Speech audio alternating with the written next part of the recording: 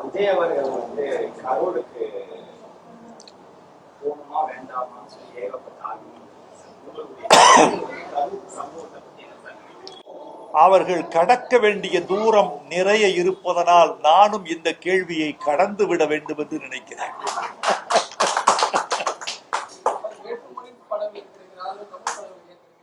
அப்படியெல்லாம் இல்லை.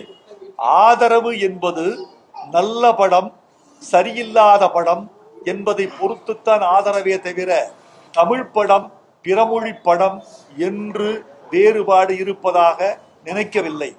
ரசிகனுக்கு பிடித்தால் பார்க்கிறார், மீண்டும் மீண்டும் வந்து பார்க்கிறார், குடும்பத்தோடு பார்க்கிறார். ரசிகனுக்கு பிடிக்கவில்லை என்றால் நிறுத்திக் கொள்கிறார். நல்ல படம் கெட்ட படம் அல்லது இந்த வார்த்தையை விட ரசிகனுக்கு பிடித்த படம் ரசிகனுக்கு பிடிக்காத படம் என்றுதான் நாம் பிரித்து கொள்ள வேண்டுமே தவிர பிறமொழி படம் தமிழ் மொழி படம் என்றெல்லாம் இல்லை. தக்காளி எங்கு விளைந்தால் என்ன, சரியான பதத்தில் இருந்தால் அது பெங்களூர் தக்காளியோ தர்மபுரி தக்காளியோ தேனி தக்காளியோ தேவையில்லை, ஆந்திரா தக்காளியோ. தக்காளி நன்றாக இருந்தால் ரசம் நன்றாகவே இருக்கும்.